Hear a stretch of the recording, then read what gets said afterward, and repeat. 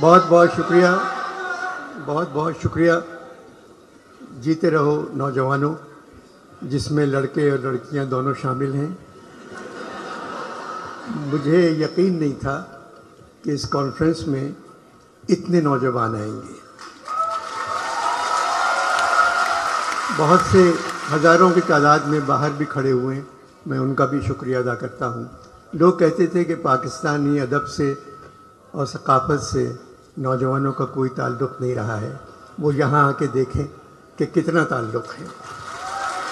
ان 3 دنوں میں کتنے لوگ آئے، کتنے بچے آئے، میں ان سب کا شکریہ ادا کرتا ہوں۔ میں پچھلے 3 دنوں سے لاہور کے سب سے پرانے ہوٹل فلیٹیز میں ٹھہرا ہوا ہوں۔ 1880 میں تعمیر ہوا تھا۔ میرے کمرے کی صفائی کرنے والی خاتون میرے خیال میں اس ہوٹل کی پہلی ملازمہ ہوں گی۔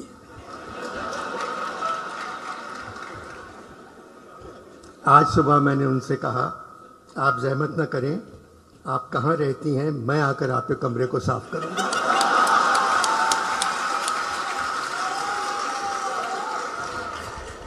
خاموش ہو گئیں، پھر کہنے لگی، انور صاحب بالا گھر پر ہی رہتا ہے۔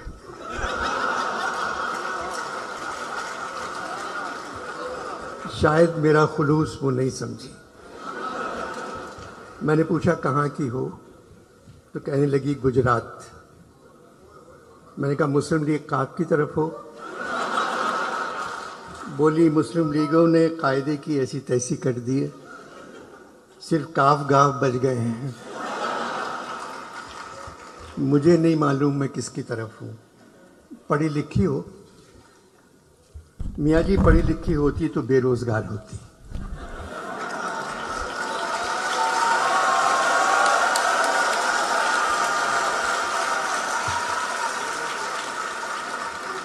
یہاں تو تنخواہ مل جاتی ہے۔ بہت سے لوگ میرے کمرے میں پھولوں کے گلدستے چھوڑ گئے تھے۔ میں نے کہا آپ سارے پھول لے جائیں۔ بولی بالا زندگی عذاب کر دے گا، یہ پھول کس نے دیے ہیں، یہیں رہنے دیں، یہ کہہ کے چلی گئی۔ لاہور میں پھولوں کے موسم کی آمد ہے، مگر یوں لگتا ہے لاہور کے دل والے اس دفعہ پھولوں سے کہیں زیادہ الیکشن کے کھلنے کا انتظار کر رہے ہیں۔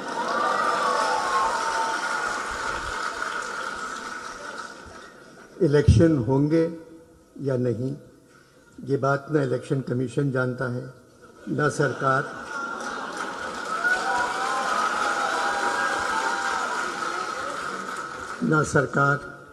نہ عدالت، نہ خدا جانتا ہے۔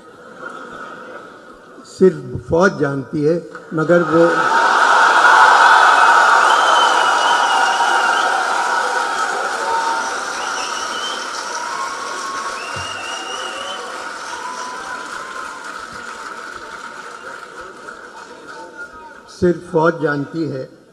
مگر وہ بتا کر نہیں دے رہی ہے۔ حالات کی وجہ سے الیکشن کے ساتھ بھی کمیشن لگا دیا گیا ہے، اور ہم سب جانتے ہیں یہاں بغیر کمیشن کے کوئی کام نہیں کرتا۔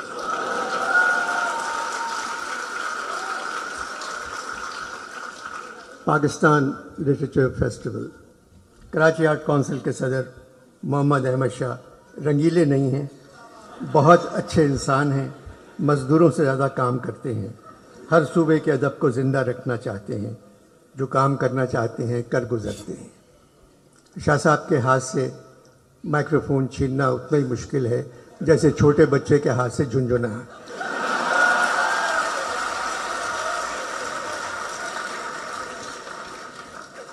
15 برسوں سے کراچی میں ادبی کانفرنس کروا رہے ہیں۔ اس سال 3 دنوں میں تقریباً 60,000 لوگ اس کانفرنس میں آئے۔ لاہور میں بھی یہی حال رہا۔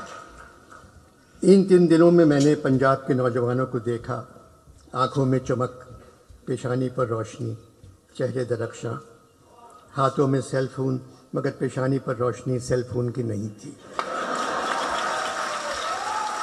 ان کو دیکھ کر مجھے ایسا لگا پاکستان کا مستقبل روشن ہے۔ اس کانفرنس میں ادب پر بات ہو رہی ہے، ہال نمبر 1 بھرا ہوا ہے، لوگ کھڑے ہوئے ہیں، جگہ نہیں تھی۔ کلچر پر بات ہو رہی ہے، ہال بھرا ہوا ہے۔ مصوری، موسیقی اور تعمیر پر بات ہو رہی ہے، ہال بھرا ہوا ہے۔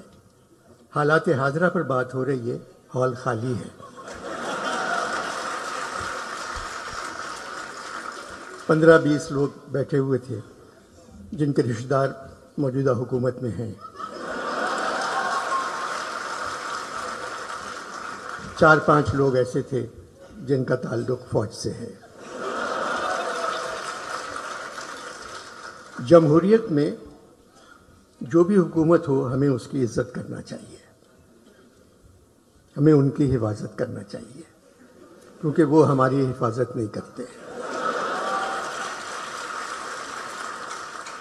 مگر حکومت جمہوری ہے، ہماری فوج بہت طاقتور ہے، اس لیے ہر جمہوریت میں وزیر اعظم سے لے کر سارے وزیر بچہ جمہورہ بن جاتے ہیں۔ ڈگڈگی ہلا کر کوئی ان سے کہتا ہے اوئے بچہ جمہورہ کھڑے ہو جا، وہ کھڑے ہو جاتے ہیں۔ اوئے بچہ جمہورہ اب چل، سب چلے جاتے ہیں۔ بچہ جمہورہ کا تماشا ہم سڑکوں پر 75 سال سے دیکھ رہے ہیں۔ ایک آدمی کے ہاتھ میں ڈگڈگی، ایک بندر پر چادر پڑی ہوئی، ڈگڈگی بجانے والا اس سے جو کہتا ہے بندر وہی کرتا ہے۔ ایک تھیوری ہے کہ انسان پہلے بندر تھا، مگر نئی تھیوری یہ ہے پاکستان میں جمہوری حکومت میں انسان سے بندر بن جاتا ہے۔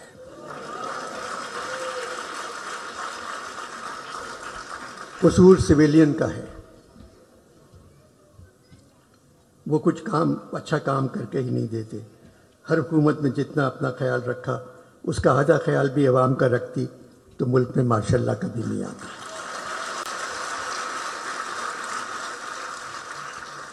75 برسوں میں فوج نے تقریباً 35 برس ہم پر حکومت کی ہے۔ 35 برس تو یوں ہی کہہ گیا، 75 برسوں میں تقریباً 74 برس فوج نے ہم پر حکومت کی ہے، آج بھی کر رہی ہے۔ اس میں فوج سے کہیں زیادہ ہمارا قصور ہے۔ فوج ہماری ضرورت ہے، مگر جمہوری دور میں نہ جانے کیوں ہم فوج کی ضرورت بن جاتے ہیں۔ جو سپاہی حکم کے تحت قتل کرتا ہے یا جو سرکاری ملازم قوانین کی تکمیل کروانے میں کسی کو اذیت پہنچاتا ہے، وہ خود کو ذمہ داری سے آزاد سمجھتا ہے کہ حکم کے نوکر ہیں۔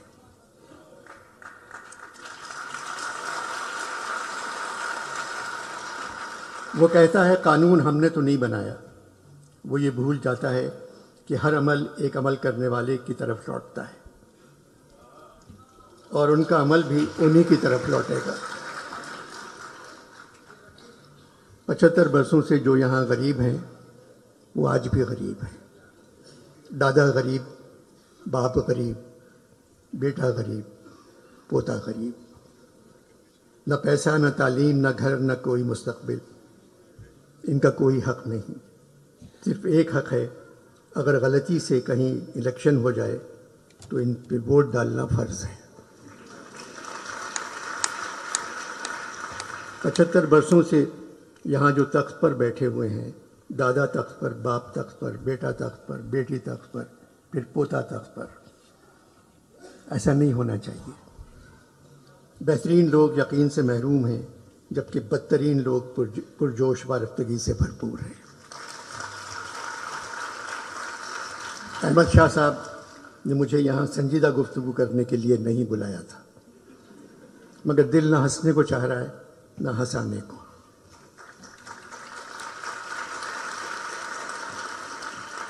ہندوستان میں پٹھان نے تمام ریکارڈ توڑ دیے ہیں۔ تاریخی کامیابی، پاکستان میں پٹھان پر ایف آئی آر کٹ ہو گیا۔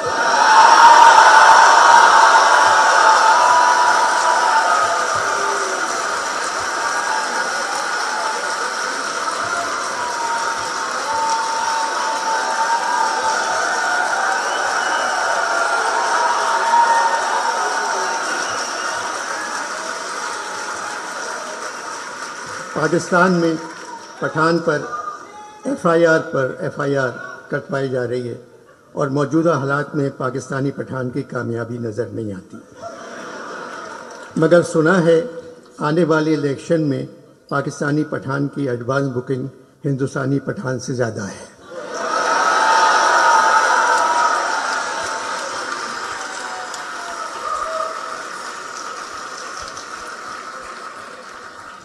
میرا وطن پاکستان نمک پیدا کرنے والے ملکوں میں دنیا پہ دوسرے نمبر پہ آتا ہے، لیکن نمک حرام پیدا کرنے والوں میں نمبر 1 ہے۔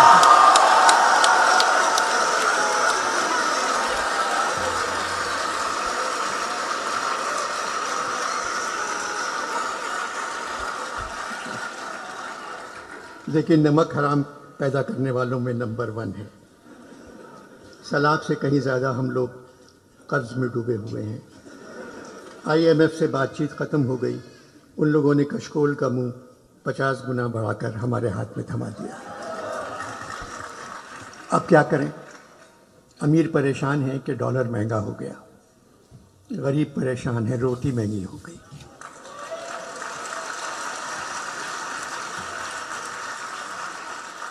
جو حال اس وقت پاکستان کے ہر شہر کا ہے، آگرے کا بھی یہی حال تھا جب نذیر اگرآبادی نے لکھا تھا، جب ملی روٹی ہمیں سب نور حق روشن ہوئے، رات دن شمس و قمر شام و شفق روشن ہوئے، اپنے بیگانوں کے تھے لازم جو حق روشن ہوئے، 2 چپاتی کے ورق میں سب ورق روشن ہوئے۔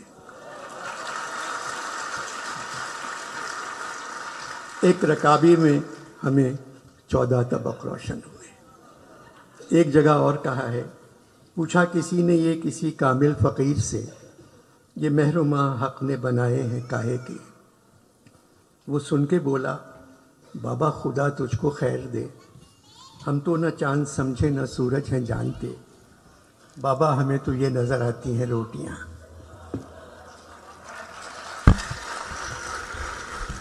75 سالوں سے جو بھی حکومت آئی، ہم نے صبر سے اس کا مقابلہ کیا، کیونکہ ہمیں یہ قول یاد ہے کہ شیطان بھی بھیس بدل کر کام کرنے میں ہمیشہ کامیاب رہتا ہے۔ ہم تو صرف خاموش بیٹھے تماشا دیکھتے رہتے ہیں، اس نشان راہ سے دور جس کی عادت ہو گئی ہے، اس نقصان کا اندازہ بھی لگانے کی ہمت نہیں رہی جو ہم کو پہنچنے والا ہے۔ محمد احمد شاہ کی اردو سے محبت ان کو لاہور لے آئی۔ میں پہلے کہہ چکا ہوں، کراچی میں 15 سال سے یہ کانفرنس ہو رہی ہے، شہر کے حالات کچھ بھی ہوں، کانفرنس جاری رہتی ہے۔ آرٹ کونسل کے باہر گولیاں چل رہی ہیں اور کانفرنس میں فیض صاحب پر بات ہو رہی ہے۔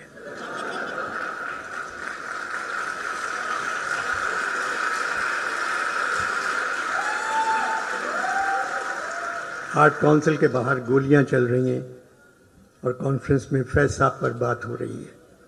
میری جان آج کا غم نہ کر کہ نہ جانے کاتب وقت نے، میری جان آج کا غم نہ کر کہ نہ جانے کاتب وقت نے، کسی اپنے کلمے بھی بھول کر کہیں لکھ رہی ہوں مسرتیں۔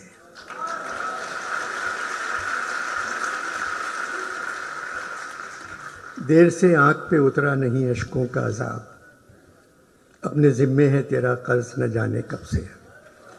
پیسہ کا قرض ان کے آنسو تھے، ہمارا قرض بالکل الگ ہے۔ موسم گل ہے لاہور میں، پیسہ صاحب نے کہا یہ موسم گل گرچہ طرف خیز بہت ہے، یہ موسم گل گرچہ طرف خیز بہت ہے، احوال گل و لالا غمیز بہت ہے۔ فیض صاحب ساری زندگی خلاف لکھتے رہے، مگر بڑی تہذیب اور تمیز سے، پھر بھی کچھ لکھ کر جیل چلے جاتے تھے۔ زندگی کا طویل حصہ جیلوں میں گزارا، مگر میں نے کبھی ان کو روتے نہیں دیکھا۔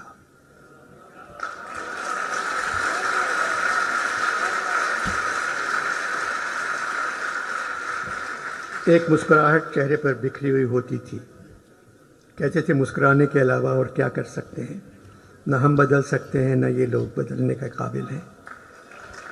جبکہ خود فوج میں کرنل تھے۔ IMF نے حکومت سے کہا وزیروں اور سرکاری افسروں کے اثاثے بتائیں۔ ایک زمانے میں حکومت نے فیض صاحب سے کہا تھا اپنے اثاثے بتاؤ، تو فیض صاحب نے کہا ہم خستہ تنوں سے محتسب ہو، کیا مال منال کا پوچھتے ہو، جو عمر سے ہم نے بھر پایا سب سامنے لائے دیتے ہیں۔ ہم خستہ تنوں سے محتسب ہو، کیا مال منال کا پوچھتے ہو، جو عمر سے ہم نے بھر پایا سب سامنے لائے دیتے ہیں۔ دامن میں ہے مشت خاک جگر، ساغر میں ہے خون حسرت میں، لو ہم نے دامن جھاڑ دیا، لو جام الٹائے دیتے ہیں۔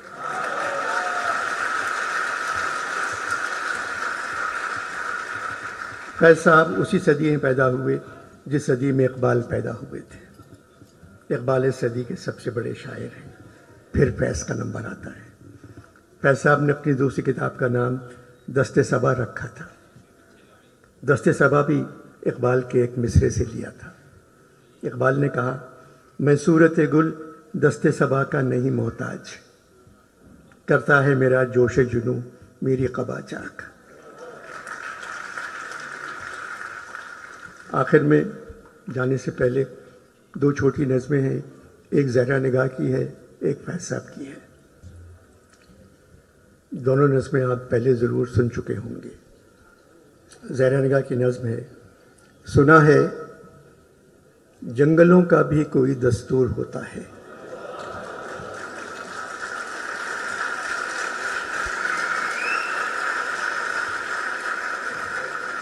سنا ہے جنگلوں کا بھی کوئی دستور ہوتا ہے، سنا ہے شیر کا جب پیٹ بھر جائے تو وہ حملہ نہیں کرتا۔ یہاں شیر سے مراد نون نہیں ہے، اصلی شیر ہے۔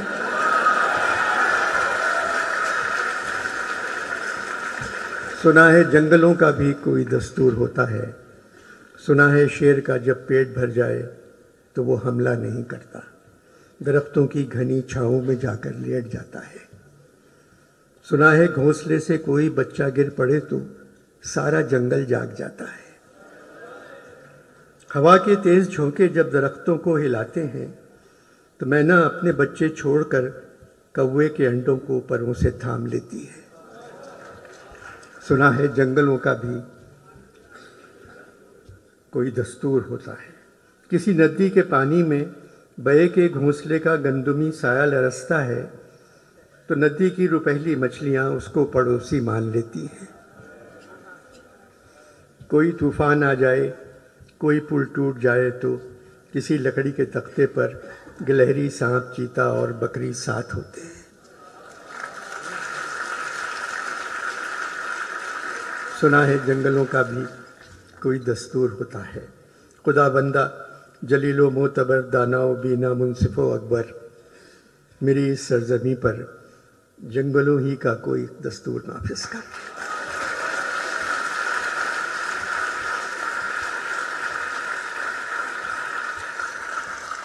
فیض صاحب کی آخری نظموں میں سے ایک ہے، چھوٹی سی نظم ہے، میری تیری نگاہ میں جو لاکھ انتظار ہے، میری تیری نگاہ میں جو لاکھ انتظار ہے، جو میرے تیرے تن بدن میں لاکھ دل فگار ہے، جو میری تیری انگلیوں کی بے بسی سے سب قلم نظار ہے،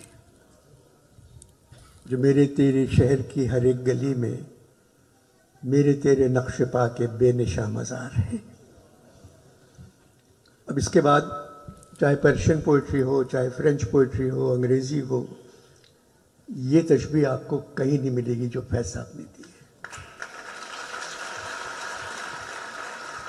جو میری تیری رات کے ستارے زخم زخم ہیں، ستاروں کے کونے نکلے، جو میری تیری رات کے ستارے زخم زخم ہیں، جو میری تیری صبح کے گلاب چاک چاک ہیں۔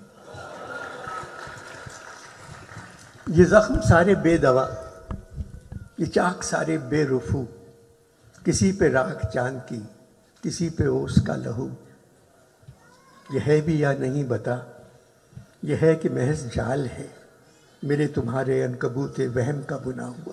عنکبوت مکڑی کے جالے کو کہتے ہیں. میرے تمہارے عنکبوت وہم کا بنا ہوا. جو ہے تو اس کا کیا کریں، نہیں ہے تو بھی کیا کریں، بتا بتا بتا.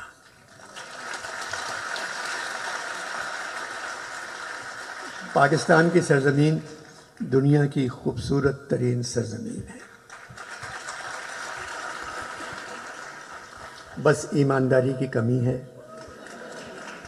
بے ایمانی کی زیادتی ہے، تعلیم کی کمی ہے، جہالت کی زیادتی ہے، تہذیب کی کمی ہے، بد تہذیبی کی زیادتی ہے، سچائی کی کمی ہے، جھوٹ کی زیادتی ہے، وفا کی کمی ہے، بے وفائی کی زیادتی ہے، انصاف کی کمی ہے، ناانصافی کی زیادتی ہے، عزت کی کمی ہے، بے عزتی کی زیادتی ہے. اس سسٹم کو صرف میرے ملک کے نوجوان بدل سکتے ہیں جو آج یہاں موجود ہیں.